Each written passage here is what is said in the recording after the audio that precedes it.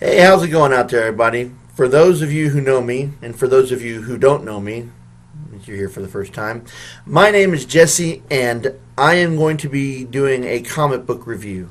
Now, I do comic book lists every Saturday, and this is my first Wednesday video and my first comic book review. And for these reviews, I'm going to be wearing one of my favorite t-shirts, Sarcasm is My Superpower. Now, for this comic book review, I'm going to be doing this right here. Marvel Team-Ups, Spider-Man and Warlock. And this is one of my favorite Marvel Team-Ups because it has 3 of the Infinity Gems in it, and they were still called Soul Gems at the time. 2 of them, this is the very first appearance of the Soul Gems, Infinity Gems. And I talk about this comic book specifically on one of my lists. But this one I'm going to go ahead and review. And if you haven't read this, well then, spoilers. So, let's get started. Now, this is Marvel Team-Up number 55 from 1976. Now, as I said, I did go over this comic book in my Infinity Gems video. So let's get started with, on the opening page here, we can see Spider-Man is groggy by a lot of electronic equipment. There's a lot of little versions of everybody he knows all around him. And the first person who can name everybody on this page, I award you 0 points, and may God have mercy on your soul. For those of you who might not know, the guy with the wooden leg on, goat legs on Spider-Man's leg, that is Wood God. Now, on the opening page here, we see a little catch-up and lead into this. We see that Spider-Man was dealing with the Hulk and Wood God, and he gets thrown into a spaceship and launched into space. And that is not a perspective shot of Adam Warlock versus the Rocket. That is actually how big he appears when he enters our solar system in this issue. Okay, in the last panel, he exclaimed that he had sensed life on the spacecraft, and now he finds himself shrinking in size, but he can't begin to explain why he's doing that.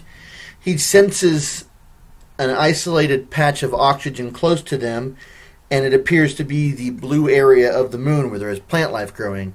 As he tries to set the ship down gently, it comes down with a thud, and he exclaims that the Soul Gem was not obeying his command because he was not trying to hurt the individual inside. He notices that the hatch doesn't want to open all the way. It must have been damaged in the fall. So he rips the hatch right from the spaceship. As he rips open the hatch to the spaceship to inspect the inside, he is surprised to find nobody inside, but Spider-Man shows that he is attached to the hood, and he introduces himself. Warlock says that he does not know why there is atmosphere on the moon, but Spider-Man has an explanation and mentions that this is an area where the Watcher lives.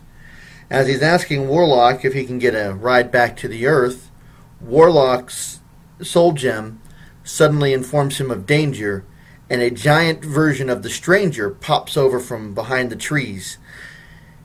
He says that he wants the gem that Warlock has on his head, and tells him that it is one of the 6 gems and he covets all of them. He fries him with a bolt of energy, and Spider-Man exclaims, "What can I do against something like that?" Spider-Man, ever the hero, attempts to engage the Stranger. The Stranger points that he is more than a minor annoyance. Since he can't seem to get a handle on Spider-Man, he actually grows some more where he's able to catch him and tells him that he's a gnat and throws him away. Spider-Man breaks a branch while trying to slow his momentum and notices that the trees start to move on his own. Tree branch reaches out and catches him, knocks the wind out of him, but gently lays him to the ground, and we notice the feet of someone standing over the now unconscious hero.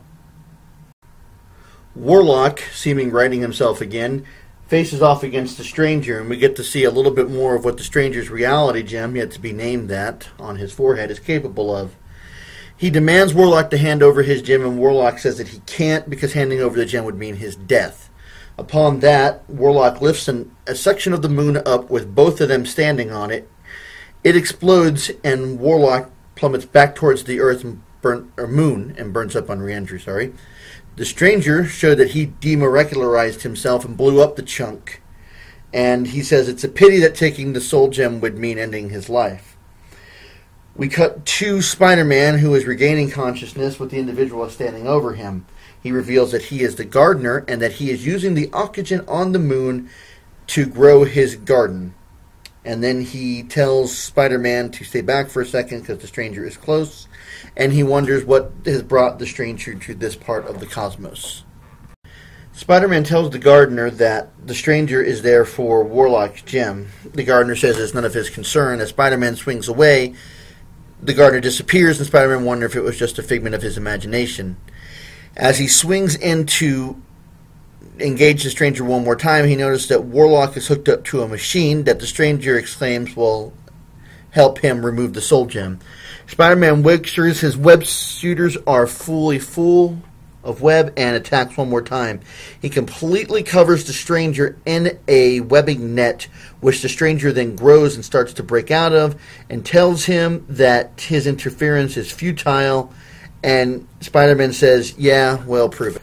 We see the gardener talking to himself, and then he says, the stranger will leave after he kills Warlock, and then he will leave my garden alone, and that he masked the power which drew him there.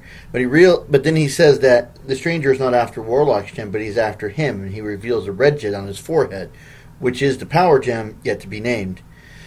The gardener can't let somebody else die, so he starts having the vegetation attack the stranger. As the stranger attacks back against the vegetation, it does cause pain to the gardener. Spider-Man attempts to start freeing the Warlock, but the stranger sees that Spider-Man is trying to free him. He fires a blast intended to stop Spider-Man, but inadvertently frees Warlock from the machine that he had him held captive in. The gardener approaches Warlock and says, we need to fight him together. Neither one of us had the power alone. Warlock says, I sense that, and they combine the power with the gardener drawing the life force from his garden. They both strike out, and they destroy the stranger. The stranger says that his mission on Earth is too urgent to deal with them, and they'll soon pay, and then he disappears. Adam Warlock tells the gardener that they have driven him off. Spider-Man notices the garden is shriveled up, and the gardener says, yes, the garden was a creation of the soul gem, but since the gem was used in battle, it is now corrupted. The gardener disappears to find another world. Adam Warlock takes Spider-Man, and they go back to the Earth while leaving what seems to be a silver egg that is undisturbed by the passage of time, and what will happen when it opens, no one knows. Okay, I've shown you the comic. Here's the review. I like the fact that there are 3 Infinity Gems in this comic book. Spider-Man is always one of my favorite heroes. What I like about this is it shows truly what the Reality Gem and the Power Gem are capable of with someone with that kind of power. I mean, the stranger was making himself big, demolecularizing himself, causing the explosion, and the gardener had an entire garden come to life. So I think this is a really good comic. If you have a chance to read it yourself, despite what the review I just gave, it's something that's worth looking at. And I think it's a really good comic overall. Okay, to show off the rest of this t-shirt, there is a cape on the back. You can see that there, yeah. Cape on the back, which completes the superhero outfit. It's part of the shirt. I hope you enjoyed this comic book review. This is something I'm going to be releasing on every Wednesday. There might not be any rational order to these.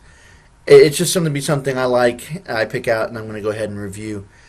If I want to give this some arbitrary rating system, I would give this comic a 4 out of 5. And the only reason that I would give it a 4 out of 5 is you would not believe the enormity of ads that are in this thing. It's like you get the 2 pages of stories, and then 2 sets of ads that you have to flip through to get to the next thing. But it's the 70s. What are you gonna do? Okay, for those of you who stayed to the end, I got a little treat for you. So if you like this video, go ahead and hit the like button. If you want to see more of the videos I'm doing on Wednesday or see the ones that I'm going to keep doing on Saturday, you go ahead and hit that subscribe button, and then you'll be able to keep track with what I'm doing. And until next time, I'll see you. And here's the treat. See? Treat. These Twinkies and Hostess cakes and fruit pie ads were all over the comic books in the 70s. This is one that appears in this comic book, so pause it, read it, you might enjoy it, and until next time, I'll see you.